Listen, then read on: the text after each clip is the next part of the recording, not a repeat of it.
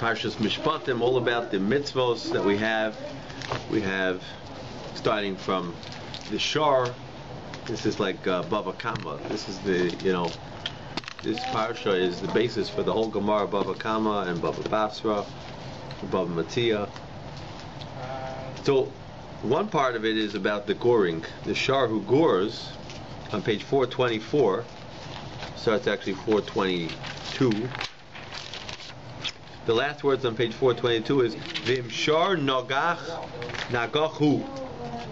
If the ox is one that it's a nagach, mitmol shilshim. Nagach means it's gored.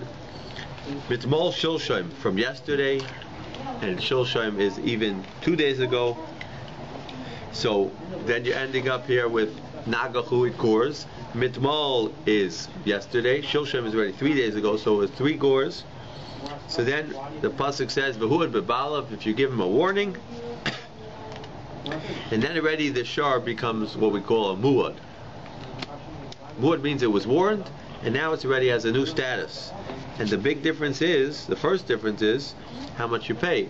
If he damages a different ox, he pays nezek shalom now. Now he pays full amount. That's the first big difference.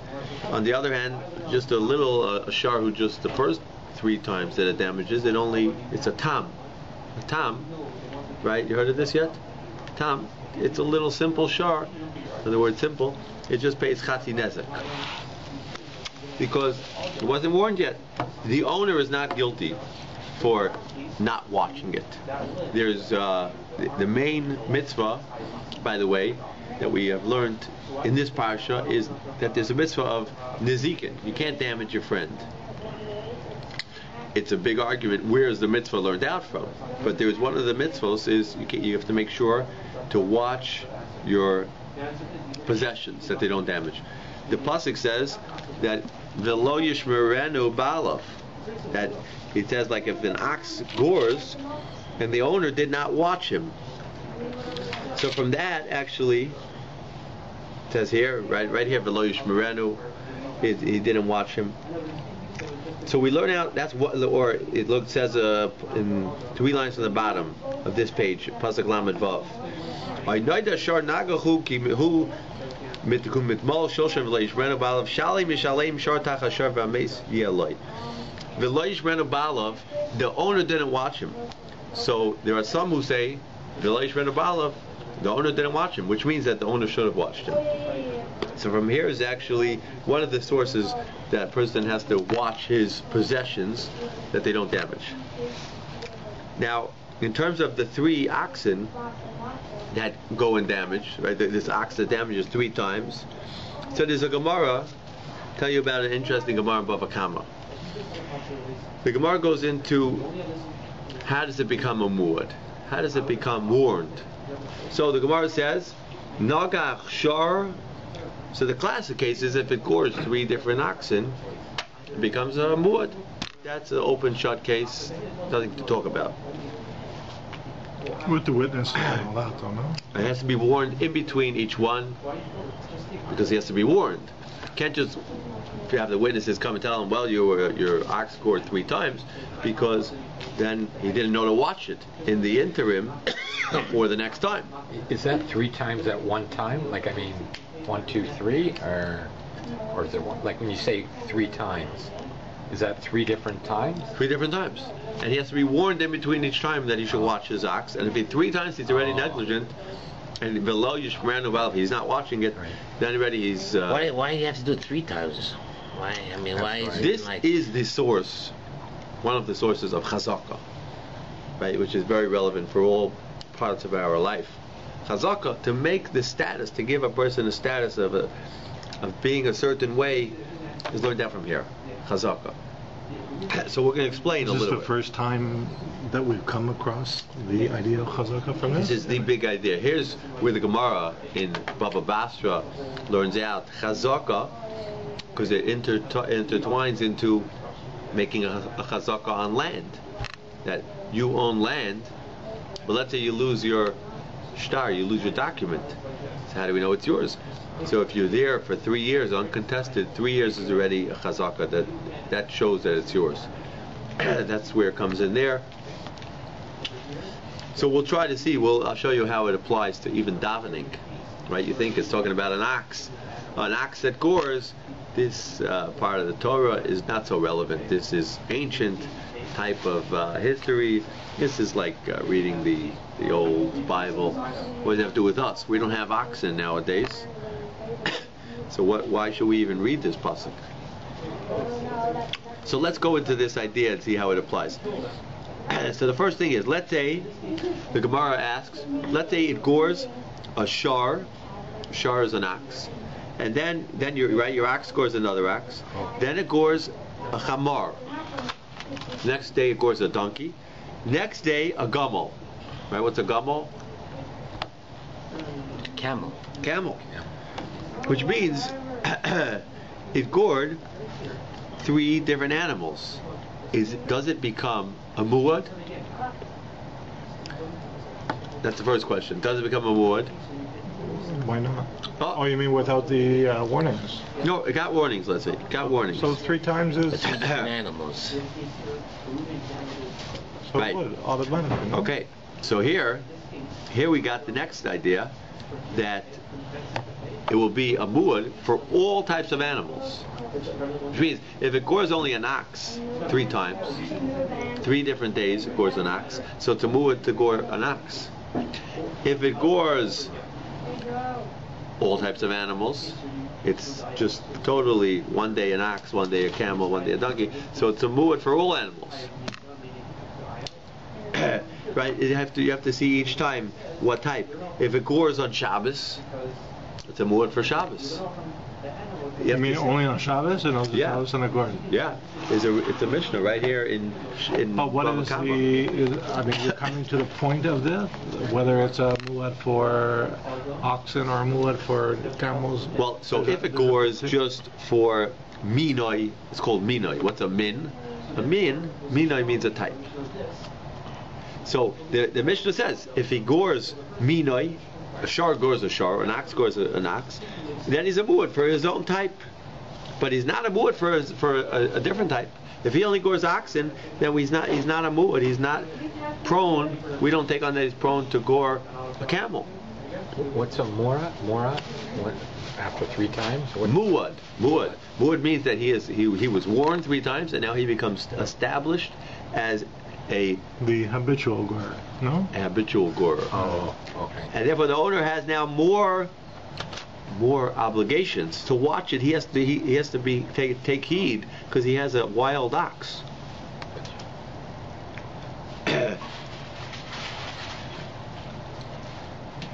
So that's what's learned out from these words of this pasuk. So if he gores just his type, then he's only a muad for his type. If he gores all types, then he's a muad for all types. If he gores only little oxen, little calves, so he's only a muad for calves.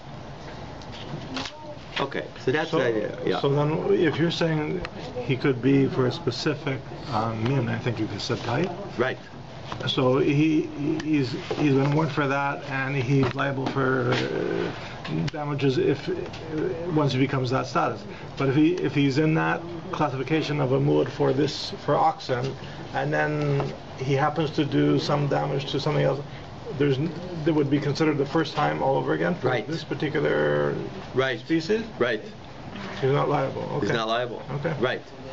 And it's interesting to note that you could break They the kept chazak. documentations on these different things? Yeah, they would have to keep track. Yeah.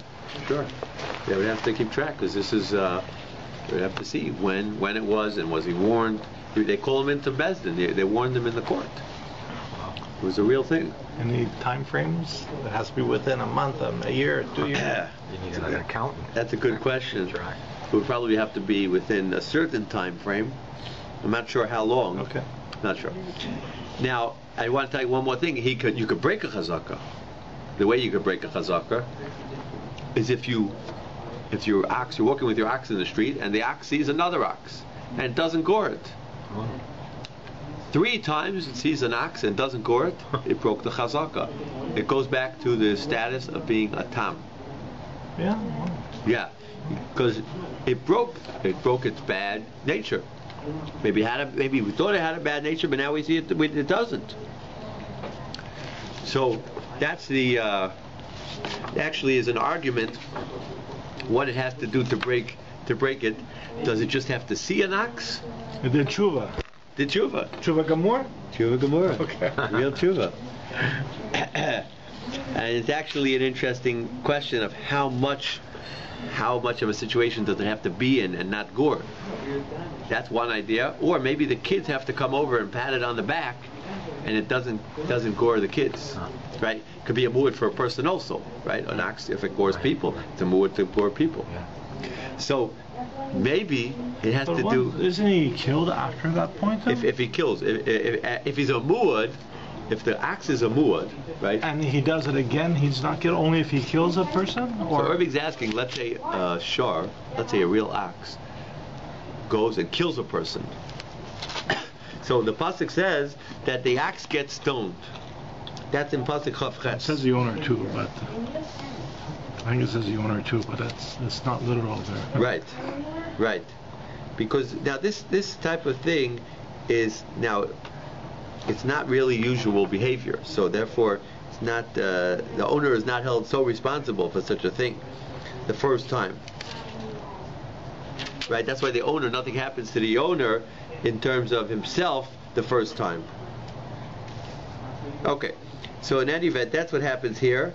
The ox gets killed. Why did the ox get killed? That's also another question. Is the ox getting punished? The ox doesn't have bechira.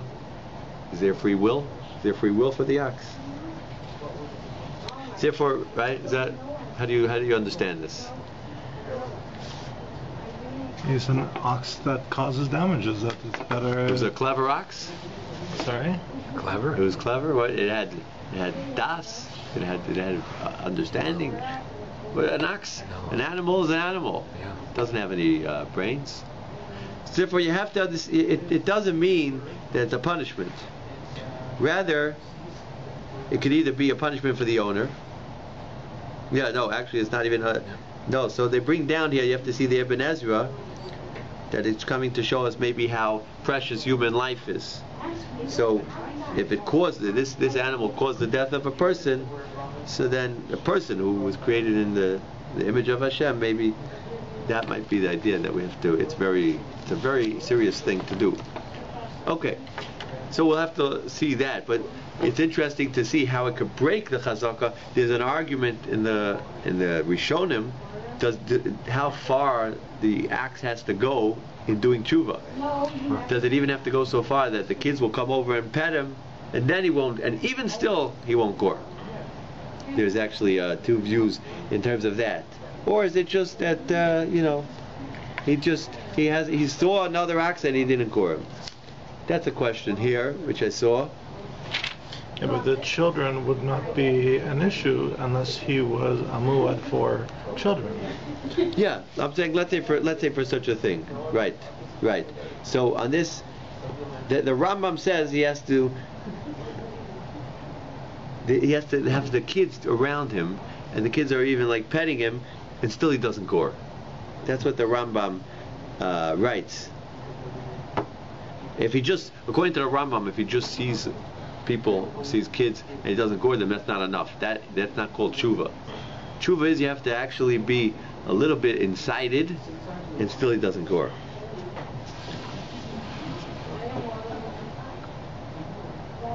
Okay, but that's a little bit of an argument there. But I want to go into this idea now of how this applies to praying. How does this apply to our davening? Right? We're going to have to tie this into davening. Now, let's give one more case here. What? Sorry, the chazaka. Yeah, chazaka. So first we have to set up so far we have a regular chazaka 3 times. We have a chazaka just for one type of animal. What about another idea? This ox, it sees another ox, it gores him. It sees a second ox, it doesn't gore. It sees a third ox, it gores. Every other ox, it gores. It switches off. One ox gores. The second ox doesn't gore. Third ox, what's the din on such an ox? That means 6 times it saw 6 different oxen. Every other one, 1, 3, 5, it gored. But it's 3 oxes. 3 oxes. But 2 and 4 it didn't gore. Doesn't matter, does it? So what's the ruling on this ox?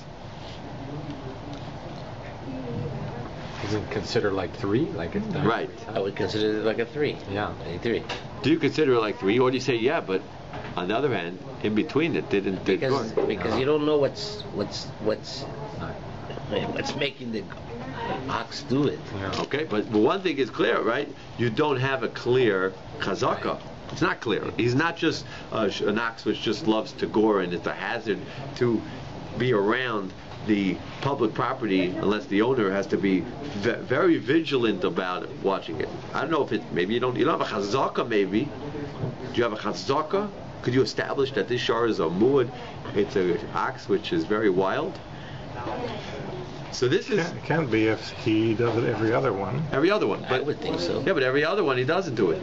Right. But I would think so. That what? Every other one is still a lot. There's a lot. So the So Mishnah. extra ox that got gored. So I'll tell you, it's an interesting. This is further the same Mishnah here in Bava Kama Daf Lamed Zayin. The ones that he's goring, they're not related, right? Like there's no family tensions going on. Or if it's- Yeah, no, there's no. or if It's an only- ox. Or if it's only the same ox he gores and the other ox he doesn't gore. This is the ox. How does the ox know? Yeah.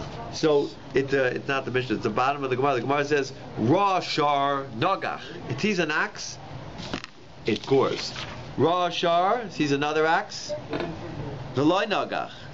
Shar Nagach sees another ox, gores. And Shar Loy Nagach.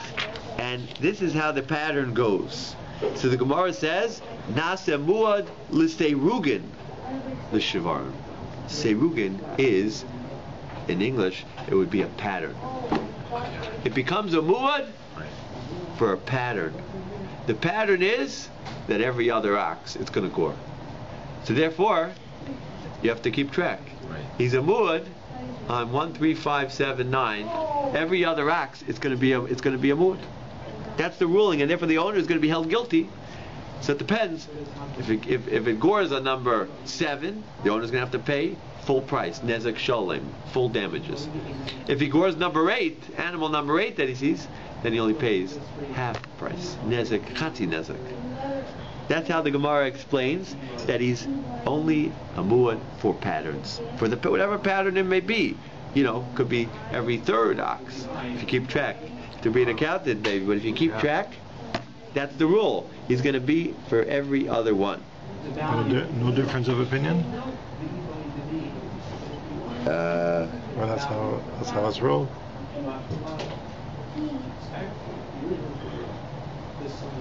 I don't think anyone argues on this. This is just a brisa. Nasamud l'sei rugen for skipping every other one. So now it's going to be. Yeah, it seems that seems to be the ruling. Okay. Then it goes into interesting things. Also, the same thing will be if it sees an ox, it gores. It sees a donkey, it doesn't gore. It sees a horse, it gores. It sees a camel, it doesn't gore. It sees a female cow, it gores. It sees a mule, it doesn't gore. So all animals. So this goes back to the rule that it's indiscriminate. It gores all types of animals, but only on a pattern, every other one. So therefore, again, it will be a muad for all animals, but only l'sei rugen. What is the point of the Gemara talking about this? I mean, it's not a situation that ever existed. I wouldn't think. Never existed. What do you mean? Every other that a cow would gore every other type of animal. Like where do they? What's the point? How do you know this behind never it? existed? I said I wouldn't think. There's all types of patterns. Do you know in Hilchos Nida, this comes up so prevalent? This is very relevant for someone's wife when she has a period. So then you have to be expecting to see when the period might come. So what's there? So what's the ruling? The ruling is that there's something called a chazaka, and there's a date when she saw last month. So we have a feeling that she might see on the same day next month, right? So let's take an example. First thing is the day of the month. That's one chazaka. If she saw on the first day of the month, so we have to assume that maybe she'll see on the first day of the next month. There's no. You're talking about if it's happened already 3 times. And if it happens 3 times that she sees on the first of the month, first of these, right? Let's say the first of Tishrei, Cheshvan, and Kislev. So then, the first day of the next month, she has a chazaka that she's going to see on that month, on that date, which actually is even good because that is with certainty. We can even say that that's what she's going to see, and therefore she doesn't even. It's not even like a question. Maybe she'll see a different day. That helps alleviate any doubts of a different day, because we say there's a chazaka. That's the day. Now I'll tell you another case. Let's say she sees. Okay, and that would break if it didn't fall on the next 3 months on that first day? And it breaks, I think, it's interesting how much to break. You probably need 3 months. Yes. But here's another case. Let's say she saw the first day of Tishrei, the second day of Cheshvan, The third day. and the third day of Kislev. Nase buad l'sei rugin. She becomes a muad for patterns. The pattern is 1 day later each month. Same thing would be first day, 5th day, and 10th day. It's a pattern of 4 days later. Same exact thing. That's why everyone has to have a calendar, because this is a real thing. These patterns, you have to figure it out. Okay, so going back to my question, why is it there? It's not because it was probably a reality that this Shara did this, but they're using this as a foundation to build on a chazaka for different things. Is that like? Well, the first thing is it could be. My misunderstanding is the whole. It could be this happened. Every case in the Gemara could happen. Yes. It could be it happened, but it's also coming to teach me the rule of chazaka and the rule of sarugin. If it didn't happen, then that we understand the rules that we apply. Yeah, we're learning out a lot of rules. This is one application that I'm giving you, right? All these types of chazakas of skipping a day, or you can have chazakas which go backwards, right? Let's say the 5th of Tishrei, the 4th of Kislev, the 3rd of Teves. It could go backwards. It could skip days. There's a lot of different types of chazakas, and that's all. Then why, when it comes to declaring Rosh Chodesh, did they need the Eidim to do it? Because once it's established a chazaka of when Rosh Chodesh would be. No, but that was the first mitzvah that we have in Parshas Bo. That there's a special mitzvah that you should declare when you see the new moon. You should go into the court. You should tell them. You have a mitzvah to tell them, and they have a mitzvah to say Mekudesh Mekudesh. They should say it's holy. We're declaring the new moon. That's one of the 613 mitzvahs. Yeah, but then it would be on the 15th day of the month, and then you would get that pattern going. And so then when? If they see it on the 15th day of the month? He says if it happens the same time 3 times. No, but the Torah says the Torah doesn't want you to rely on a chazaka in terms of the new moon. It's a mitzvah itself. No, I understand. You see the moon. It has nothing to do with a chazaka. It has the Torah doesn't want you to rely on chazaka. They want you to go see it. Now, right. Why that? I don't know, but that's what they want you to do. They want it to be on the testimony of witnesses, and they want the court to say Mekudesh Mekudesh. Yeah, that's the first mitzvah according to Rashi in the Torah that Hashem wants us. Yeah, that's true. And Mekudesh, whatever the court says, even if they're wrong, it sticks. Right. It's because they couldn't even. It's interesting because they couldn't get the word fast enough. Because as to the other communities. The other communities, that's why they had to install another day. No, that was Chutz La'aretz. That was for Yontav, for the Yontav. No. No. That's when they went into Iraq. They were thrown out of Israel. They were out of Israel. That's when they had to do that. So what comes out at the end of the day? So far, what comes out? It comes out, let's say, we have Seirugin. Seirugin means pattern. So we got patterns. An ox could be that it has a chazaka, it has a status of goring every other day, or every other animal that it sees. And we're coming out that if it gores every other animal that it sees. It's a muad. It's warned on every other animal.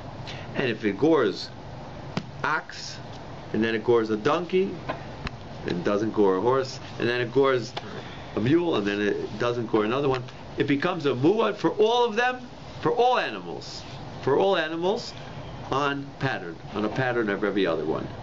Which means, and the novelty of this is, even though it's not going to necessarily gore an ox 3 times or a donkey 3 times, it's going to become a muad for all animals right off the bat, because it's indiscriminatory.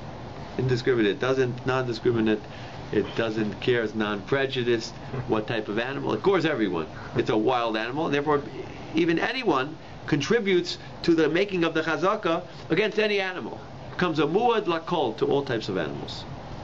Right? That's the idea that we're learning out from this Gemara so far, and that's what Rashi's saying. That's Rashi's chiddush. Rashi's saying you don't need it to gore one type of animal 3 times. That's Rashi's chiddush. Okay.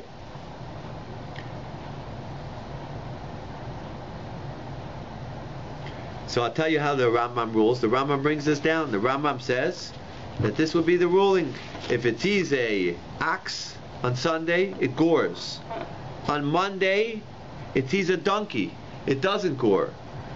On Tuesday, it sees a horse and it gores. On Wednesday, it sees a camel, it doesn't gore. On Thursday, it sees a mule and it gores. On Friday, it sees a different type of animal, let's say a chicken, and it doesn't gore.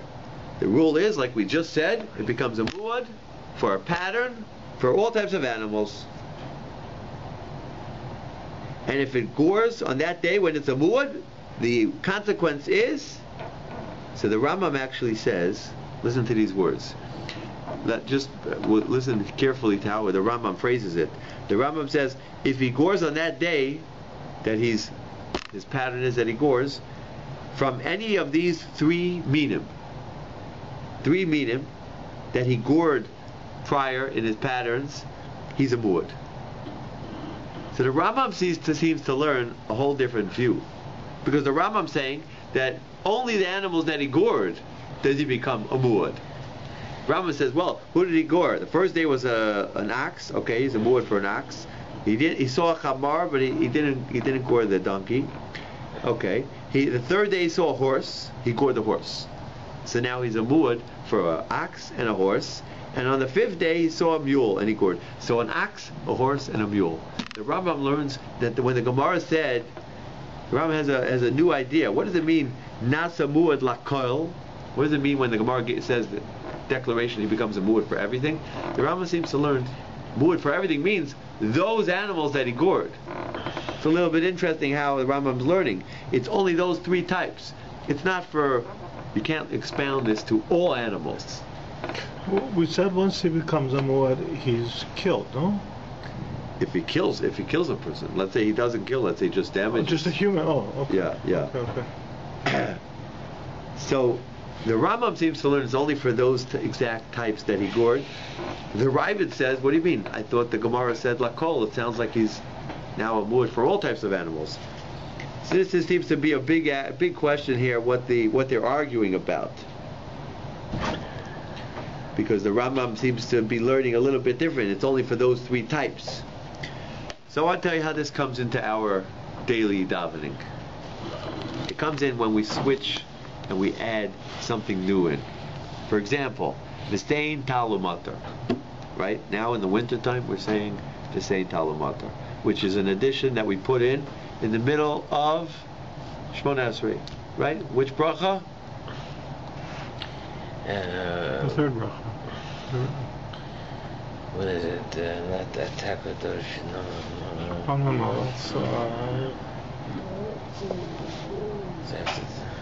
For prosperous years.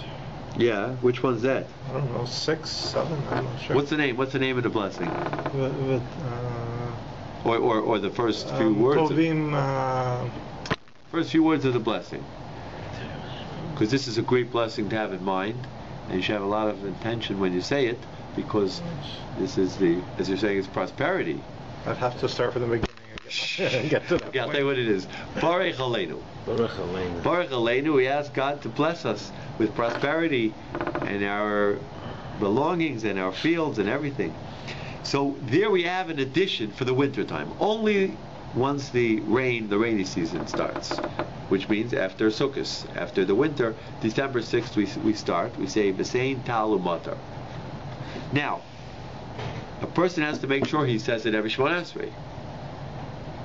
Let's say you don't know, you just finished Shemot Esrei, and then you think back to yourself, Oy vey, did I say V'sein Talu Matar, or did I not? It's a big question, right? People have these questions starting from December 6th and on. This is the most common question to the rabbi. People forget. It's very hard to remember. You have to be right on the ball. You got to be thinking every word you're talking about. You have to be thinking what you're saying. So what would you say? Someone comes over to the rabbi. If he's in doubt whether he did it, I have a doubt. He has to repeat. Rabbi, I don't know if I said V'sein Talu Matar, right? He says, here you go. It was a sitter, and I just said it, and I don't remember if I actually remembered to say it, or if I didn't. So Irving is saying, and what's the ruling? Let's say you would actually forget to say it. What's the ruling if you actually forget? It depends You where don't you go are. back to the Shemot Esrei and do it. It depends where you are. No, you won't go back. They won't. They don't tell you to go back to the Shemot Esrei to do the whole Shemot Esrei. Irving, what do you say? I think you do, but if you've caught it before the next bracha, I think you can make up. So if you didn't finish the blessing, quickly you go back and say V'sein Talu Matar bracha. If you forgot, you still have a way to chaparine, to grab in. You could say it 100 times. Oh, that's not the 100 times. No, not yet. You can say it in the middle of Shema Koleinu. Oh, okay. That's a piece of advice you should know. Shema Koleinu. Yeah. Oh, Or you can add in any prayer. Right. This is an interesting thing you should remember. What happens if you completely forgot it? The Chalal, anyways. Do you have to repeat the Shemot Esrei? Now, Because usually, It'll tell you right when in we're the talking about that particular time of the year, people I get into habits, and they say, "Oh, I forgot to do it," So now, next step. You forgot Shema Koleinu. You forgot. You didn't even remember in Shema Koleinu. You still didn't say it. So you say Shomea Tefillah, Baruch Atah Hashem Shomea Tefillah, and everyone says, right, and you're in your own private Shemot Esrei, and you say you're about to start the word Ritzei, and you remember right then. So then the ruling is you go back to Baruch Aleinu, and you say the whole bracha again, and you insert it there. That's a few brachas in between them. Yeah. That's right. You got to go back. You got to start it again. Something that's about this, what's the Ritzei? If you're about to start Ritzei, you go back to Baruch Aleinu. Because as Irving said, it is very, very, very important to say this, and if he doesn't say it, he's going to have a problem. If he doesn't say it, in this case, of Baruch, he has to say those words of Saint Al-Madar. So, it's very, very, once he steps out of Shemot Esrei, he's going to have a problem. And you know what the ruling is going to be? As Irving said, he's going to have to go back to the beginning of the whole Shemot Esrei. So if you didn't say it, if you forgot to say it, you have to repeat the Shemot Esrei. Yes. This is the Orach Chaim. Mishnah Brura brings us down. If you want, we could So take one out. Should we take one out? Just No, before the problem. it's, Yes, he has to repeat it. He has to repeat it because he has to mention rain. Yes. So if you do catch it at that time, I would say you're going back to Baruch Aleinu. But you go right from Baruch Aleinu, V'tein Tal Matar, and then you go back to Ritzei. No. You have to, but they don't become brachas on the Matala. That's an interesting question. What happened to them? But you now have to go in order. You go back to Baruch Aleinu, and then you start the Kabish Shofar. So you say that if you said Ritzei, and you didn't say... Well, the truth is, they say that this is only before he started the word Ritzei. Okay. Or actually, or after Ritzei. Yeah, even after Ritzei. Till he steps back and says those words, Yiyu Leratzon Imrefi, the last. That's at the end of SHMOT. Yeah, that's true. That's true. Once he says that verse, Ye made my prayers be Leratzon, they should be an appeasement. They should be accepted. When you say that last verse, that ends your Shemona Esrei. Then, if you haven't said it, you have to go back to the beginning. Wow. Yes. So you have. That means you should try to say. You should try very hard to say it in Baruch Aleinu. If you forget in Baruch Aleinu, you can say it in Shema Koleinu. The minute you say Ritzei, you're ready. Now you have to go back all the way to Baruch Aleinu. You don't go back to Shema Koleinu. Well, I could have said Shema Koleinu. But if you forgot, it means the big thing is you have to go back to the whole Shemona Esrei. If you forgot even after that, you got to go all the way to the beginning of Shemona Esrei. Wow. Right. That's the ruling here. What's the ruling about this 100 times? Okay. Now one thing. Mashiva Rucham in a Geshem. Now Mashiva Rucham in a Geshem is also the same idea that we also have to say Mashiva Rucham in a Geshem in the rainy season. And there, right, we're saying it now. We're going to continue saying it until Pesach. So there. What happens if you say it during, like you forgot not to say it? If you forgot to say it, let's say you forgot to say it. Let's say we forgot to say it. Let's say today you forgot to say Mashiv Ruach, right? The first few days. It's usually more common when you because it's a seasonal. When you start saying right after Sukkot, when you start Sukkot, you start saying Mashiv Ruach. The first day after Sukkot. And then December the 4th is when you do the saying Talamatar. Right, that's when it starts. But let's say you forgot, so you're saying. If he forgot, you have to go back to the beginning of Shemona Esrei. Yes, you're right.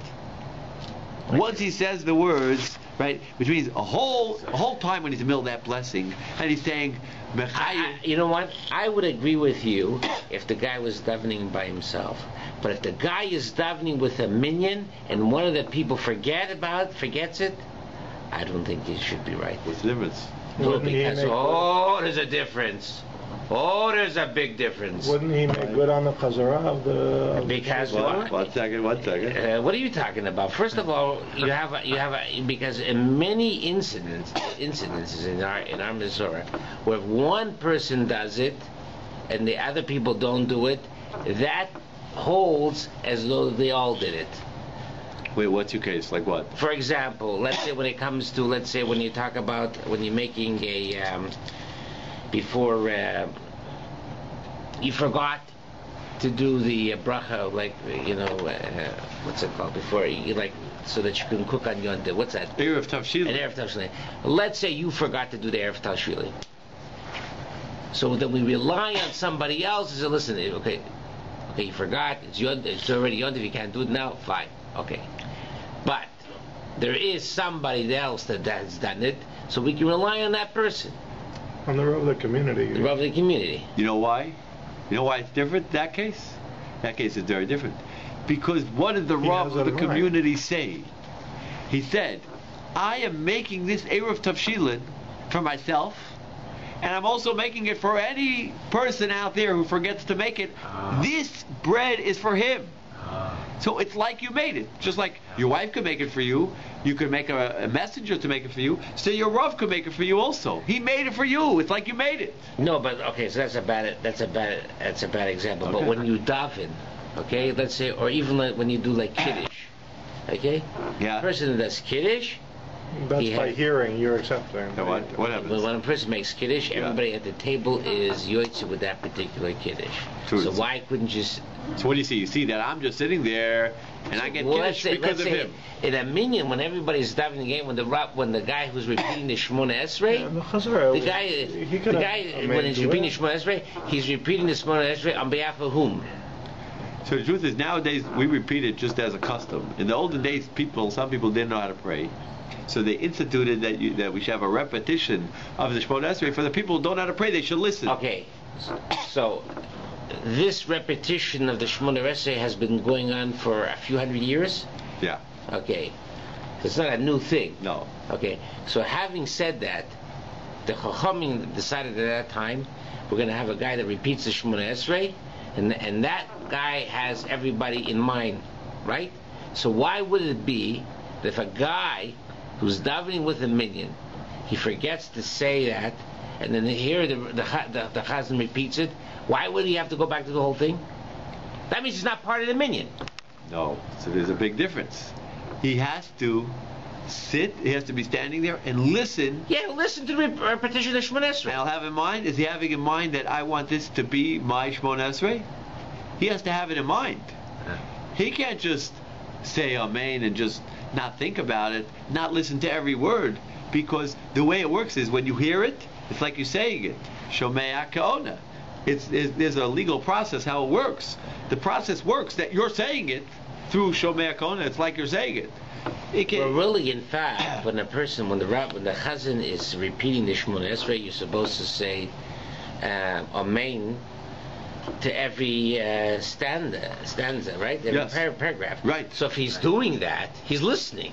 It's true he's listening, and it's true he's affirming that everything that the chazan is saying is true. So Amen. It's true, Shomea Tefillah. It's true that God listens to my tefillos.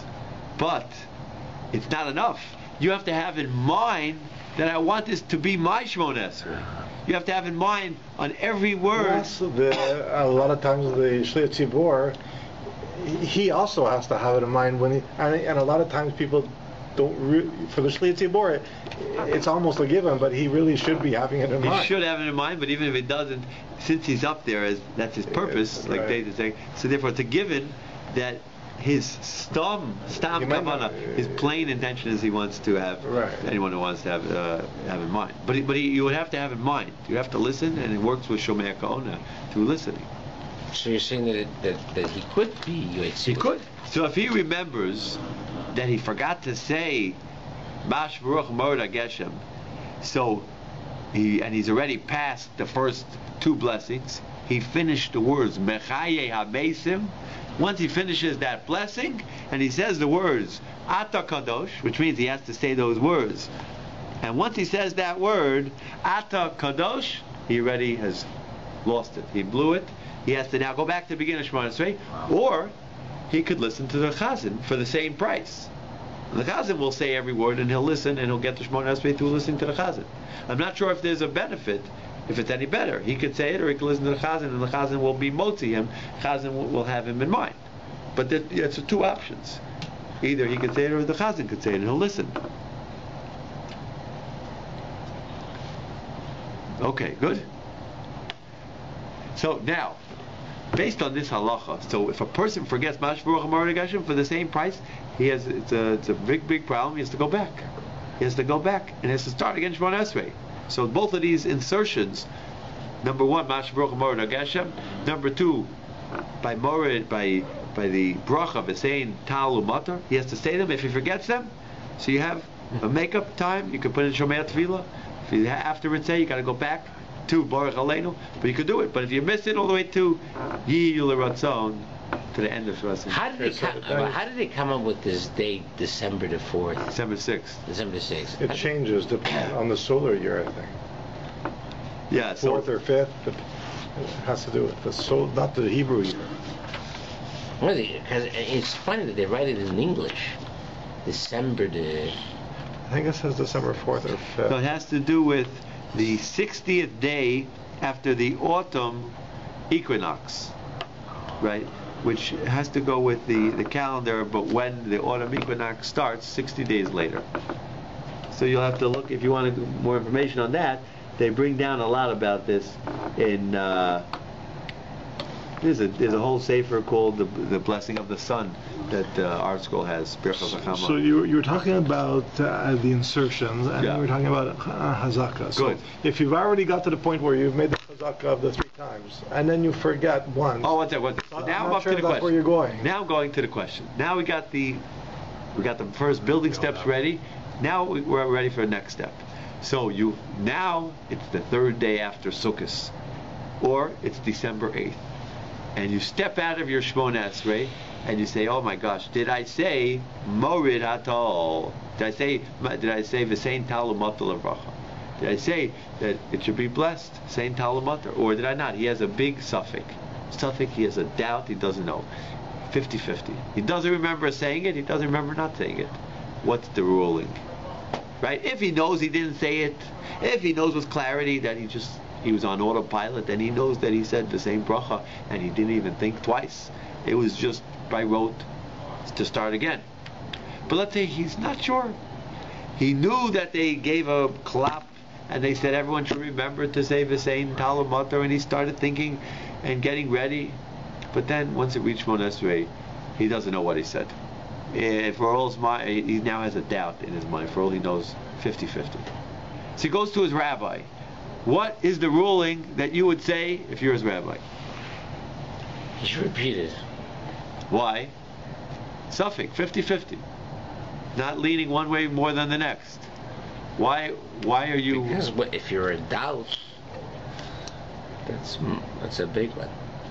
Doubt. Why are you leaning more that way than this way? He doesn't remember anything. He doesn't remember that he did say. He doesn't remember that. Tefillah is not rabbinic. It's the right tefillah. That itself is a big argument between the Rambam and the Ramban, Okay.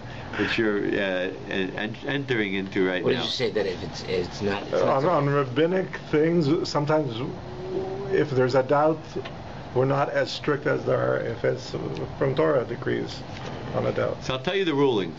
The ruling is, right, don't forget the case. You got the case? December 7th, he doesn't know if he said it or Depends not. if you knew you did it the other 3 days before. No, it's No? December 7th. He just started on December 6th. Oh. The ruling is he has to go back and say the whole SHMOT, right? Why? So He listen. hasn't created a hazaka yet. Right, because his lips are not trained to say the words V'sein Talmud Matar. His lips are used to saying V'sein Baracha. He is totally not trained and used to saying those words. And therefore the Torah, when he ruled, before the Shulchan Aruch came along, the Torah wrote the code of Jewish ruling, and he wrote, if it's within the first 30 days, from when you started, That's for the 100 times. December 6th, for 30 days, you are still in the status. You have the chazaka that you didn't say it. Because that's how your status is. That's your chazaka. That's the way you're used to saying it. After 30 days, from January 6th and on, then your chazaka has changed. Then we assume that you said what you're supposed to. And if you have a question, you go to the rabbi on January 7th, the rabbi will say you're okay. You don't have to repeat it. So on this comes Irving, and Irving brings down this idea that how many times does it take? 30 days. 30 days, and we have how many tefillos every day? Three times we pray each day, times 30 days. How many prayers does that mean that this person has said till he has 90. established a chazaka of saying the right thing? So Irving, what number would you say? 90. 90. Irving's saying 90. So came along the rabbi of the Rosh. The rabbi of the Rosh, his name was the Maharam Merotenberg. That was his name, Maharam Merotenberg. Famous rabbi who was captured in prison, and he wouldn't let them redeem him for an exorbitant amount because he didn't want them to take advantage of this, so he stayed in jail for a number of years. He was a rabbi of the Rosh. So he said, I'll tell you what, I have an idea. You know what the idea is? On December 6th, we're going to have a little session, and we're going to say 90 times these words. We're going to say Baruch Aleinu Hashem Elokeinu Asher Teva Zayis V'Eskol Minei Tzvah Asal L'Teva V'Sein Talmud Matar L'Vracha, and then they would start again, right? So Shana Zayis is called Minei Tzvah Asal L'Teva V'Sein Talmud Matar L'Vracha, to acclimate his tongue to getting used to saying the words V'Sein Talmud Matar L'Vracha. But without saying a bracha. He didn't say the word. He didn't say Hashem, Hashem's name. Hashem, okay. But he got himself all the way used to saying it, right? Al Pnei Adama V'Sein Talmud Matar L'Vracha. Al Pnei Adama V'Sein Talmud Matar L'Vracha. 90 times, because he said, "I'll train myself the quick way. Why do I have to wait 30 days and do 3 prayers a day? I have an easy way." in one day I could do it 90 times. So where does 100 come in and 101 come in then? Like they say it has to be 100 times, but then 101 is so much more powerful than 100. They say, like that extra one. Can't remember where it's from though. Okay, so we have to look up about the 100. But first, I want to read you the Torah. So the Torah, by the way, Torah is quoting his father's Rebbe. His father was the Rosh. The Rebbe of the Rosh was the Maram Rotemug. Therefore, the Torah said like this: you do the 90 times. That corresponds to 3 times 30 days. Right. But that's in a small time period. Right. You don't build up a routine. You could easily forget it. So here's the question. This is actually a big question, which they ask. Is this so?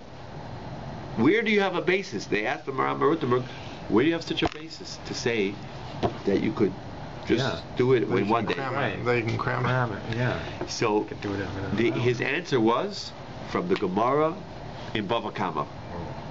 Because the Gemara says that you need 3 different gorings. So the Gemara says, what about if he has 3 gorings on one day? So the Gemara says, well, if he gored 3 different days, for sure, if it's 3 gorings on one day, he should become a muad. The Gemara says that it's a kol shekain. It's even that you could say it's for sure. For sure is like, you could say it's even by logic, he for sure should be a muad. He for sure should turn into someone who has the status of goring. Right. And this is what he brought down, because the Gemara's words are, if for 3 separate days he's a muad, if he gores on each day, so for sure if it's closer than 3 days and he gets warned each time, 3 times in one day also he can become a muad. So he said, you see from here, that it was condensed into one day. Wow. If it's condensed and concentrated into one day, he can become a muad. So says the Maram Rotemug, says the same thing when you're praying. If you happen to be praying, the first day you want to do a good idea, good advice, say it 90 times. And then, what happens after that? And you go to the shul and you daven and you have a question after that, you don't know if you said it or not. Then you're okay. Then you're okay. Because you already have a chazaka that you say it.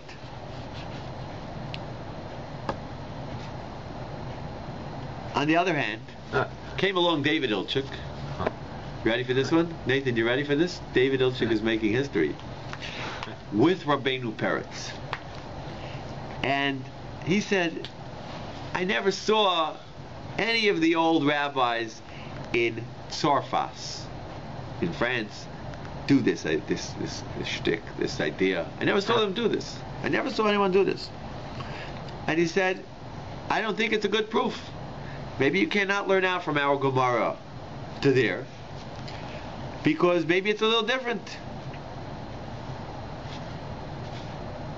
Because it depends how your tongue is. Maybe it like David is saying, maybe it takes time to get your tongue used to it. So maybe it has to be done over 3 different days. Interesting idea. How does the mind and the brain get acclimated to saying something? Maybe if you say it one time 90 times in one shot, maybe that doesn't do the same job as 3 times in 30 days. Each day, three times a day for 30 days. So Rabbeinu Peretz actually held like that you cannot do this idea. But the Torah said, I go with my father's Rebbe. So therefore he ruled that it does work. And therefore that's why everyone does this type of... So it's 90 times, not 100 times. Yeah. So it's 90 here. I don't believe there's 100. We could check up how the Shulchan Aruch rules. We could look up the Shulchan Aruch right now. But I think it's 90. Let me get it. Kuf Yud Daled, Mishnah Berurah.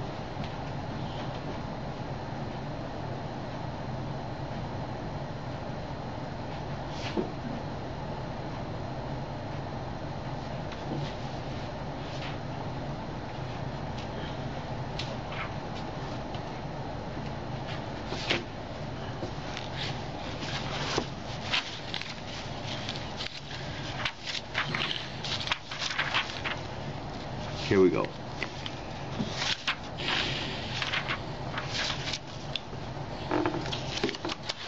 "90 times," and he brings it down about the day of the first day of Pesach.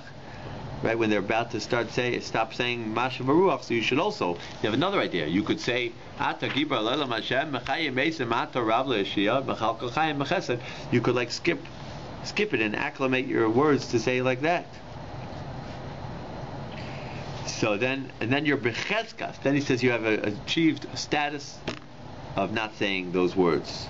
And therefore the Ramah writes this also. He says it works. Let me see if the Mishnah Berurah brings down this idea. Says Irving and the Mishnah Berurah. The Chassam Sofer says they should really do it 101 times. You should really do it 101 times. Beautiful. Very good. Irving? Wow. I just remembered something, but I remember little things. I never remember the whole story. 101. So he says 101. We'll have to look up why. But he says that's the best. But if you say it 90, he says that will also work. B'diavad. After the fact, it will work. Because the Shulchan Aruch ruled 90 times. So he says, I can only suggest you should say it 101 times. If you didn't, it still works. Okay, so that's the idea here, just to learn out a little from the Shar. Okay, very good. Have a good Shabbos.